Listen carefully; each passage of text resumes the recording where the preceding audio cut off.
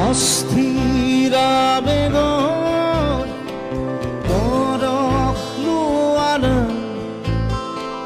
অভিমানী দুচকু শান্তি হোৱানা অস্থিৰা বেগত পৰশ লোৱানা অভিমানী দুচকু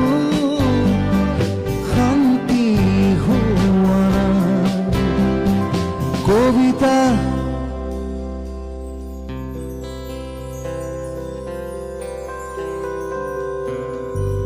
কবিতা হইব